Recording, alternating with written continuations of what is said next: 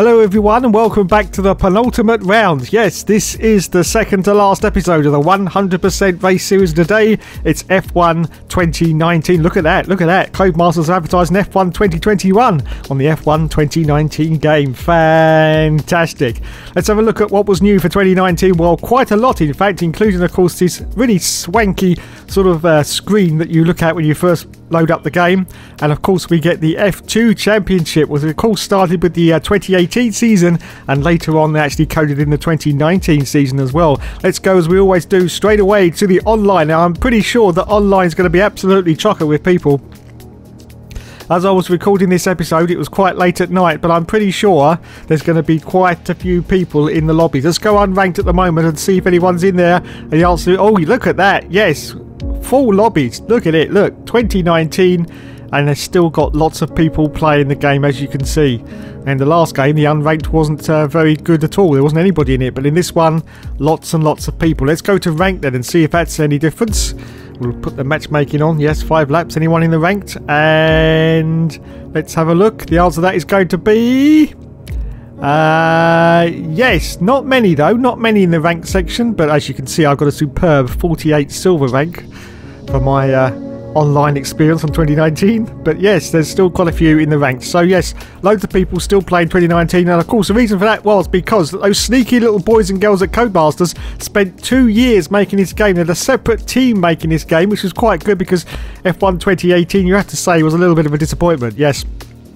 So here's the main sort of screen you get with the cars. You get the 2019 season. You also get the classic cars. They've returned and they're in a showroom now, which is very reminiscent of F1 Championship Edition, if anyone's played that game. Yes, it looks very similar indeed. But we start, of course, as we always do, with the 1972 Team Lotus 72D. We've got more classic cars though, and we start once again with the Ferraris, with the 1976 Ferrari 312 T2. We've got the 1976 McLaren M23-D, the 1978 Team Lotus 79. On, of course, then to the Ferrari 1979 312, then the 1982 McLaren MP4. Another McLaren, the 1988 McLaren MP4. Then on to another McLaren, it's a 1990 McLaren MP4/5B. Then we've got the Ferrari of 1990, the Ferrari F190. We've got another McLaren, it's a 1991 McLaren this time. And then we, of course, go on to the Williams FW14B for 92, Nigel Mansell. And, of course, Damon Hill in the 1996 Williams. The 1998 McLaren, of course, driven by Mika Hakkinen. The 2003 Williams FW25, beautiful car, beautiful car. The 2004 Ferrari F2004. The 2006 Renault, of course. And on to another Ferrari, and we've got the 2007 Ferrari. Then on to another McLaren. It's the 2008 McLaren. Then we got the Brawn car from 2009, Jenson Button. Then we've got 3 cars now from 2010, the 2010 Red Bull, the 2010 McLaren MP4, and the last car was the Ferrari from 2010. They were all add-on content though, you had to pay extra to get them. And of course we had the F2 season for 2018, which started with Carlin, with Lando Norris. Yes, in 2018, Lando Norris was in F2, everyone, if you can remember back that far. But we had some real good names in 2018. Look at that. Jack Aitken. George Russell was in the ART. Yes, George Russell. Now, of course, driving for Williams was in ART in 2018. We've got Alexander Albon as well. Nicholas Latifi's in there as well. Albon, of course, was driving for Dams, or Damas, whatever you want to call it. I'm not quite sure. And there he is, Nicholas Latifi. And yeah, there was lots of drivers that are now in Formula 1 that were in the 2018 F2 Championship. We got Louis Delatraz as well. Look at that. He was driving for, is it Chalus?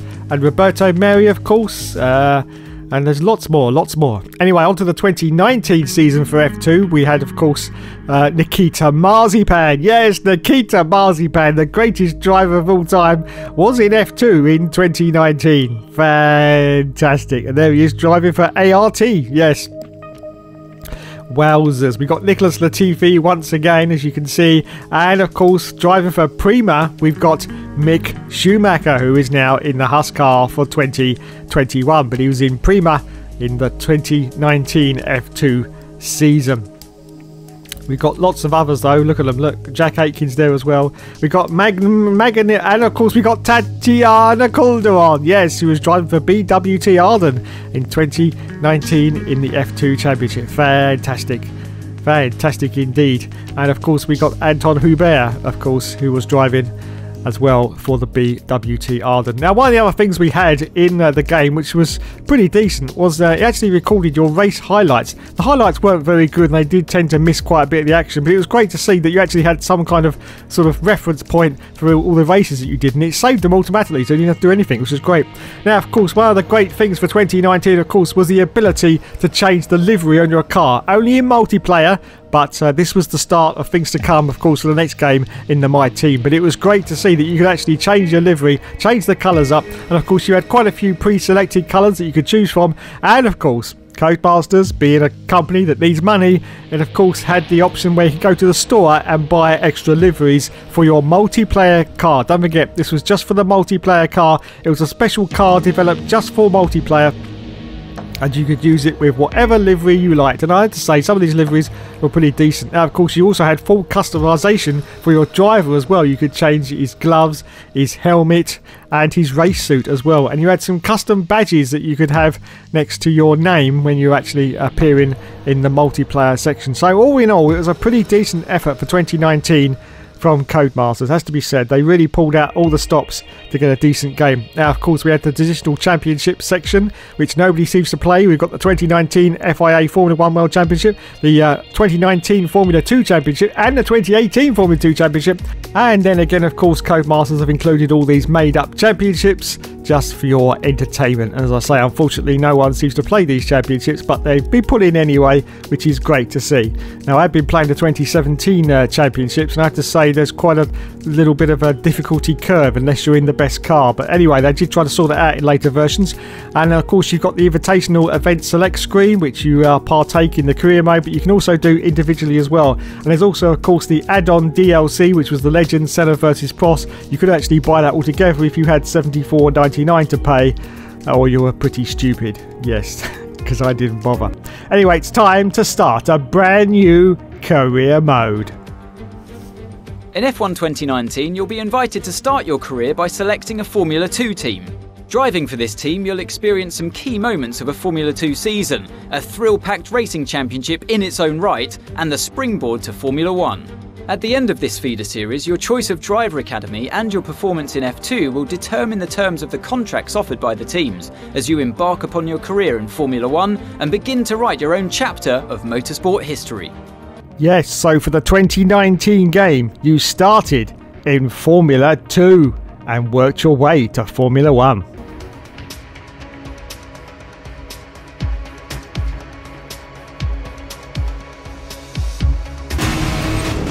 Devon Butler still ruthlessly giving chase. These two have been really scrapping it out for the early wins in the championship.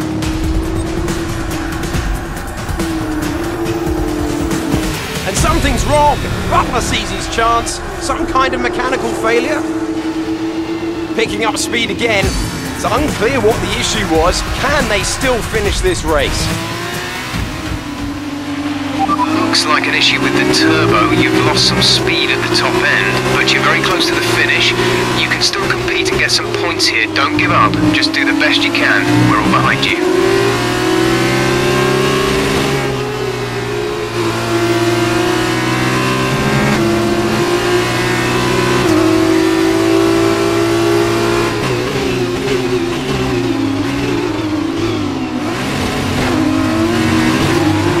Teammate is approaching and wants to get past. Repeat. Remember, anything you say to the press can go very, very public. So be relaxed, but also be conscious of what you're saying and how it might come across to other people, okay? I think we're ready. Great. So Emma keeps telling me you're the one to watch this season. If that's true, you'll be doing plenty of these. Just remember, be yourself. And the more you can give me, the better this will go. Look, I know that wasn't easy letting me pass, but it was the right choice. It was good driving. Yeah, that's how I describe it, mate. Just good, not great. 1 in 6. 1 in 6 makes the leap to F1. The other 5 are still watching their less talented teammates collect all their points. Shame, really. A lot of great drivers never get their chance because they do it all for the team. Those teams got us here. Yeah, but it's the drivers that take the risk. We should get the rewards. You ever won a race in F1? That's how winners think. And remind me, how many F1 races have you won? You watch this space. At the end of this championship, I'll be the one lifting the trophy, and I won't use my teammates to nick the podium. Okay, I'm out. You believe what you want, Devon, but it's still early days. He's either very clever or you're just a pushover. You really think if the situation was reversed, he'd do the same for you? No. You want to start looking out for yourself. No one else will. Yes, 2019, the introduction of Devon Butler. Devon Butler. Anyway, that was basically it. You had 3 scenarios in F2, and once you passed those scenarios, you went on to F1, and you get to meet Emski once again.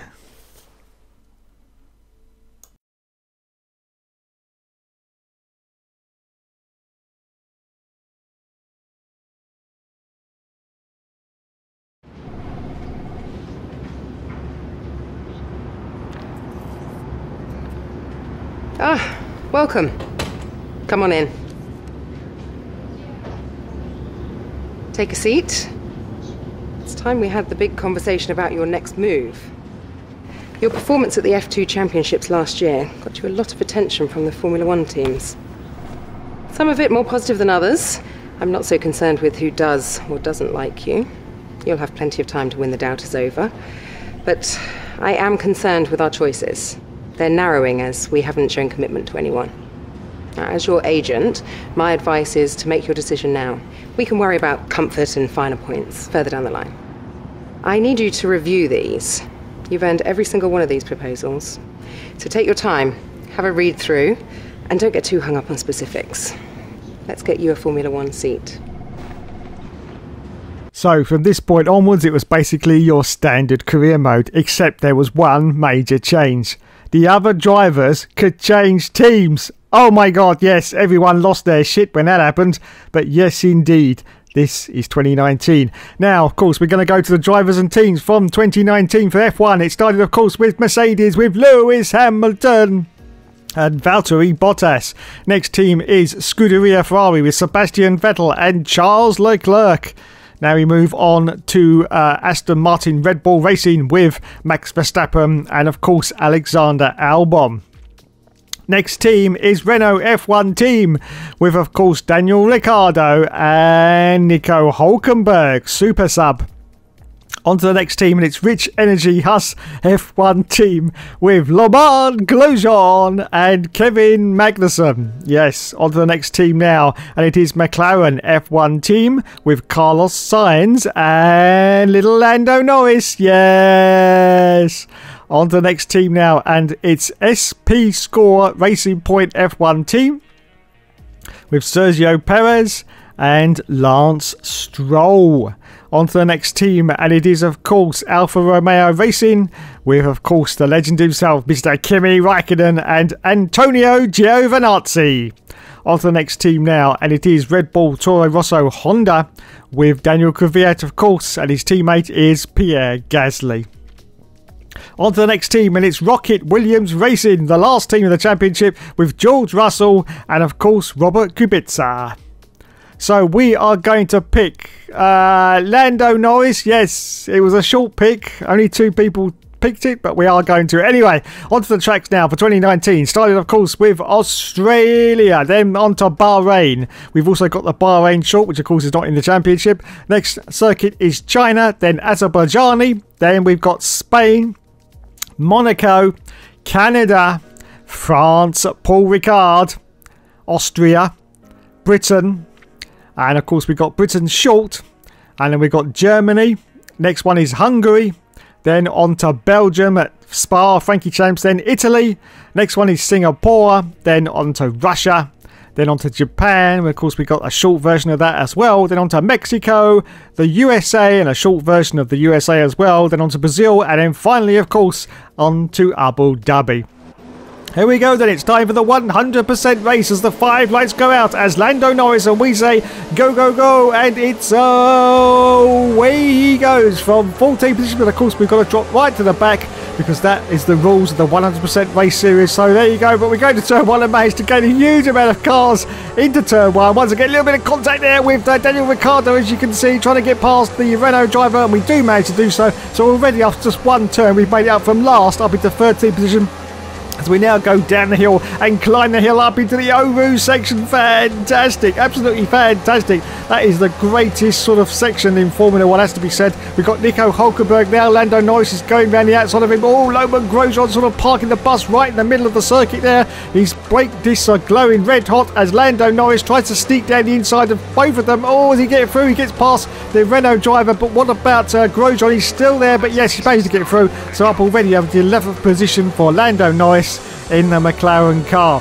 So what has changed in the graphics for this game? Well, not a lot. It looks pretty much the same as F1 2018. A few sort of graphical touches here and there, as you always expect from these games.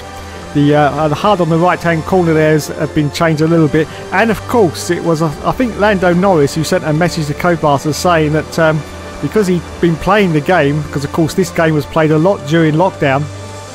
In fact, it was played to death quite a lot during lockdown, and he actually sent a message to Codemasters, I think, saying that the ERS system that was used in this game isn't actually how the ERS works in real life. So they actually changed it and made it a lot simpler for 2020. So in 2018 and 2019, it was very much a sort of in-game thing only, because it wasn't actually how it was replicated in real life. But anyway, that was sorted, and we're still on the first lap of the Grand Prix, still chasing Sergio Perez now. Let's see if we're going to do a dive down the inside. Is Lando going to go for it? I think he is. Yeah, standing inside. All about K-Mag, all about K-Mag. Look at this huge train of cars in front, and look at this off to the left-hand side. We've still got Sergio Perez fighting with Lando Norris as we complete lap 1 of this Grand Prix into lap 2 now, going to turn 1, and hopefully he's got the move done on Sergio Perez, and oh, he goes very, very tight there, very, very tight indeed. But yes, up into 10th position. We are now up into the World Championship points on lap 2 as we accelerate forward now. Still on lap 2. Look, we've got a huge train of cars in front of us. They're ducking and diving all over the place. Right in front, we've got Magnussen, we've got Sainz, and we've got Stroll as well. And Lando Norris is going to go for a move on the inside. Oh, a little bit of contact there with his teammate Carlos Sainz. And look at this, that gives the opportunity for Kevin Magnussen to re-overtake the 9th position that he had, and that means that Lando Norris has still got some work to do now. But of course, we're going to the DRS lap, but let's see if he can dive down the inside of Kevin Magnussen. Yes, he does. Sneaks down the inside of K-Mag, up now to 9th position. And as we go down the hill, he's chasing his own teammate Carlos Sainz in the sister McLaren car, as we're now going to go through and up the hill, up to Radion. Yes, into Eau Rouge. Fantastic. Has he got the speed? Has he got the speed? Is he going to get the DRS? Yes, he's got the DRS on Carlos Sainz. Now, is he going to go for a move in the braking zone? Well, I think he may. I think he may, as he brakes really, really hard. Yes, he goes down inside of Carlos Sainz and there's contact with his own teammate. Wowzers me trousers. So almost gets past Carlos Sainz, but I think Carlos is going to go past him. Yes, he does. So Lando Norris has just got to hold station at the moment, but is he going to dive down inside into the next turn? Oh, it gets up onto the grass for Lando Norris. But yes, he does get past his own teammate Carlos Sainz, up now into 8th position for Lando Norris on lap 3 as we accelerate forward out on lap 3. His next target is Lance Stroll in, of course, the Racing Point. Let's see if he dives down the inside of Lance Stroll. Yes, he does. Takes the very, very tight inside line there and gets up into 7th position now on lap 4. As we accelerate forward now on lap 8. Lap 8 still in 7th place at the moment for Lando Norris. Oh my goodness, Antonio Giovinazzi is out of the session. Our first casualty on the 100% race at Belgium. It is Antonio Giovinazzi as we accelerate forward. Lap 14. Lap 14, everyone. Still in 7th place at the moment, but we've got a car in. I do believe that's Valtteri Bottas in the Mercedes. So Lando Norris is going to go up into 6th position, but of course he's still going to make his one and only pit stop as his teammate now comes in for his stop on lap 15. Yes, lap 15. Lando Norris goes down the hill and is still in 6th position chasing Alexander Albon. As we accelerate forward as lap 17, still in 6th place, but oh, look at this, we've got real pressure from the car behind. It's Valtteri Bottas, and of course the Mercedes, a lot more powerful in 2019 than this McLaren, but Lando Norris manages to sort of hold him off at the moment. A little bit of contact there, as you can see, with Valtteri Bottas, but still holding on to that 6th place as we accelerate forward as lap 18. still holding off Bottas, but for how much longer? Look at the speed he's got going down the straights. Unbelievable from the Mercedes driver. But Lando Norris once again breaks very, very late and manages to sort of just push over to the left-hand side to block Valtteri Bottas off. And he holds on at the moment now to 5th position on lap 18. 5th place for Lando Norris, and Verstappen just got ahead of Valtteri Bottas as we accelerate forward at lap 19. Sebastian Vettel's putting the fastest lap, and it's now time for Lando Norris to come in for his one and only stop. He pits from 5th position now, 5th position, so he should be on for some really decent World Championship points for this McLaren at the end of this race. I think we're going to end up possibly 6th or 7th at the end, which is a pretty decent result for the McLaren in 2019. So the lads change us onto the hard tyre, and they will take us all the way to the end, hopefully, yes. They should do anyway. We've done 20 laps on the soft tyre, so we should basically be able to do another 24 laps on the hard. So there we go, we rejoin now in 7th position, I do believe. Yes, just ahead of his teammate Carlos Sainz. For Lando Norris, fantastic, going down the hill once again into Eau Rouge as we accelerate forward at lap 22. Still in 7th position, but look at this, Carlos Sainz has got the DRS on Lando Norris. Just waffles straight past him, but Lando Norris once again is going to take that tight line and manages to push over to the left once again to block Carlos Sainz off and hold on to this 7th position. Of course, it's vitally important that he finishes ahead of his teammate, as anyone should do in Formula 1.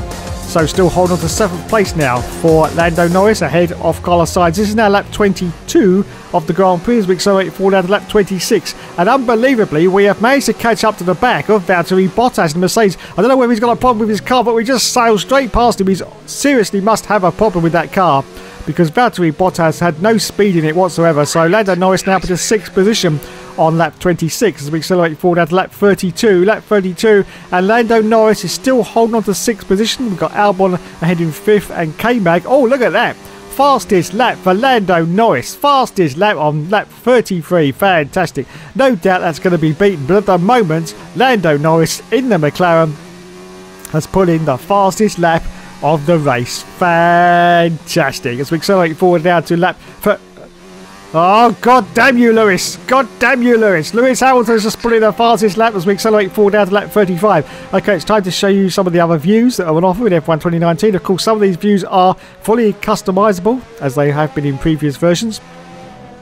And here is the close chase cam view. As you can see, there's the far chase cam view as well, which some people like. I really don't like it at all, unless it's like a Colin McRae rally game, but in Formula 1 it just doesn't suit me whatsoever. But as I say, you know, each to their own. Some people actually love this view. There's the view where you can't see the car. I hate that. And there's the nose cam view, and you can see a little bit of damage to the front of the nose of Lando Norris's car there. Look, very, very good from Codemasters to include little tiny bits of damage. And there, of course, is the beautiful cockpit view with the halo. And for this race, I've actually put the full halo bar in place. As I said in the previous episode, it's very difficult to see the racing line with the halo on, as you can see from this picture here. But we're okay, and of course you can also see how much less sort of visibility you've got for these drivers with this halo in place. But it's a beautiful cockpit view. As you can see, you've got the whole of the steering wheel controls and everything on the steering wheel with all the knobs and buttons on it. And of course on the right hand side you've got the head-up display, which I do believe they added on later on into the life cycle of this game in cockpit view. I don't think it was available from the start, because obviously you had a lot of that actually on the steering wheel, but they did actually include it onto the right hand side, which is great to see later on in development of this game. So this is the cockpit view, and this is lap 36 with Lando Norris still in 6th position at the moment. Now this is one of the other views. I think this is the standard view, but I think I have actually adjusted it because I don't think it actually looks like this straight out of the box. But yeah, this is the last view that's available, which I think is the default view. And we go back now to my view, which of course is the offset T-cam view, which basically I just use and then I straighten it. I straighten it so that it's a straight ahead. So yeah, there you go. That's the view I use for all my games, the offset T-cam. Anyway, we accelerate forward at lap 43. The race is almost over, everyone, and it looks like Lando Norris is going to finish in 6th position. Some good World Championship points in the 100% race, has to be said, as we are still chasing Albon, but unfortunately he's 31 seconds up the road now, so we've got no chance of catching him. As we accelerate forward now to the last dying moments of this Grand Prix, Lewis Hamilton, the blessed one himself, the awesomeness of Lewis has once again shone through, and he's won the race, and we are going to cross the line in 6th position. So well done to Lando Norris in the McLaren as we cross the line. Fantastic. Wowzers. Okay, pick up rubber and bring it home. Well, that was another long race. I think it was about 1 hour 40 in total.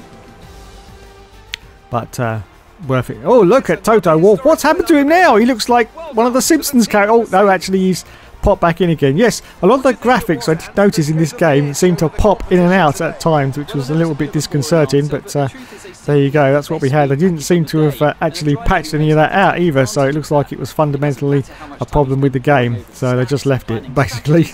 But there you go. And getting out of his car now is Kimi Raikkonen, who finished in 9th position. Well done, Kimi. Well done indeed. So onto the podium. There he is. There's Lewis Hamilton. Fantastic. And 2 Ferraris up there as well. Charles Leclerc and Sebastian Vettel. It's time now for the champagne over everyone. Fantastic. Well done, lads. Well done indeed. So there you go. That's the end of our 100% race. Just one more episode to go and it's all over. But before that, of course, it's time for the Monaco test. As the 5 lights go out down, we say go, go, go. Please be careful into Standervot. We're up against the pack. And I can't remember what he says now. But anyway, we're not going to be careful. We're going to steam straight into... Oh, yes, wowzers. Charles Leclerc, he's up in the air, everyone. Charles Leclerc. Let's go to a replay and see exactly what happened there. Oh, Jesus, yes. Oh, that was great. Absolutely great. It really was. And we got a 10 from Len already. Oh, thank you, Len. Thank you. Well, that's it, basically, isn't it? Anyway, let's see if we can cause any more carnage as we go into Standervot. Let's see if we can. And we're going to go... Oh, yes. We take the Ferrari out. Oh, we got stuck on the Ferrari. Oh, my goodness. 2-second time penalty. That's outrageous. Anyway, let's see if we can do anything else. We're behind Lance Stroll at the moment. We've got Vettel just ahead of him. But let's see if we can accidentally go down a hill and just forget where the brake pedal is. Brake pedal? What brake pedal? I can't see any brake pedal. Oh, Jesus, yes. Oh, wheels come off, lads. Oh, wheels come off. Anyway, let's see if we can forget the brake pedal again. Oh, yes, we can. And we've taken out Vettel as well. We've taken out Vettel. So let's see if one more time we can forget to brake, and yes we do. Fantastic. Well, that's the end of our journey on F1 2019. I have to say, a very decent game from Codemasters, but it did take them 2 years to make it with the other development team. But yes, a real step up for Formula 1 games was 2019. It had everything you needed, but unfortunately a lot of people complained that they still weren't really concentrating on the online. It was more to do with the career mode. Anyway, thanks so much for watching, everyone. You've been awesome as always. And as always, I will leave you with the credits.